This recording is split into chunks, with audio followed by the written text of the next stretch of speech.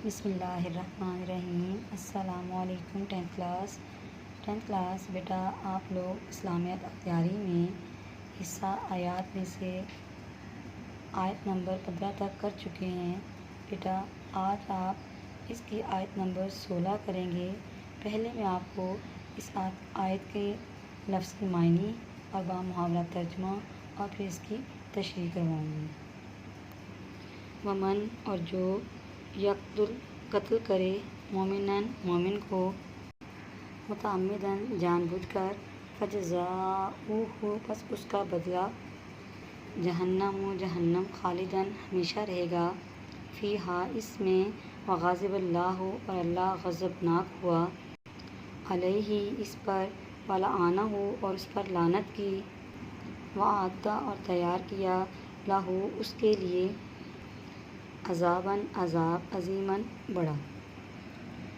ترجمہ: اور جو شخص کسی مسلمان کو جان بوجھ کر قتل کر ڈالے تو اس کی سزا جہنم ہے جس میں وہ ہمیشہ رہے گا اور اللہ اس پر غضبناک ہوا اور اس پر لعنت کی اور اس کے لیے بڑا عذاب تیار کر رکھا ہے۔ تشریح: اس آیت میں قتل عمد کی سزا بیان ہوئی ہے۔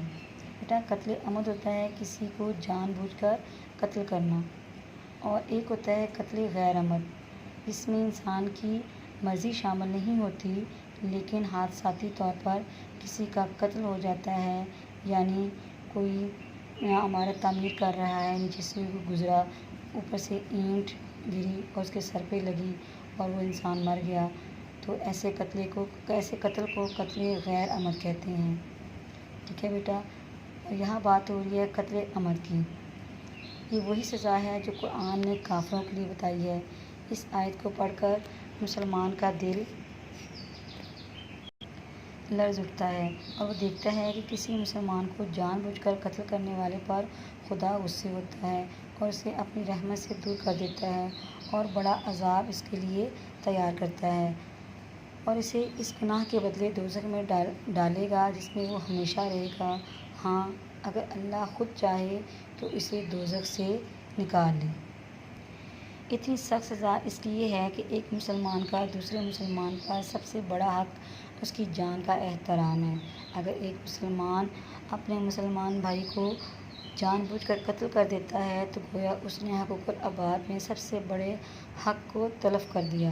اس کی تلافی و اصلاح کی اب کوئی شکل باقی نہیں رہی، کیونکہ مقتول تو دنیا سے رخصت ہو چکا اور اس کے ساتھ کی گئی زیادتی کی تلافی کی کوئی صورت نہیں رہی۔ اس لیے ایسے قاتل کے لیے خوفناک اور دردناک عذاب ہے۔ اسلام میں انسانی خون کی بڑی اہمیت ہے۔ ایک آیت میں یہ فرمایا گیا ہے کہ اگر کسی شخص نے کسی کو قتل کیا بغیر اس کے کہ اس نے کسی کو قتل کیا ہو یا ملک میں فساد برپا کیا ہو تو گویا اس نے تمام انسانوں کو قتل کر ڈالا۔ جی بیٹا، ایک مسلمان کا دوسرے مسلمان پر سب سے زیادہ حق ہے، اور اگر ایک مسلمان اپنے مسلمان بھائی کو جان بوجھ کر قتل کر دیتا ہے تو اس کی معافی کی کوئی صورت باقی نہیں رہتی، کیونکہ مقتول تو اس دنیا سے چلا گیا۔ اب معافی کس سے مانگی جائے؟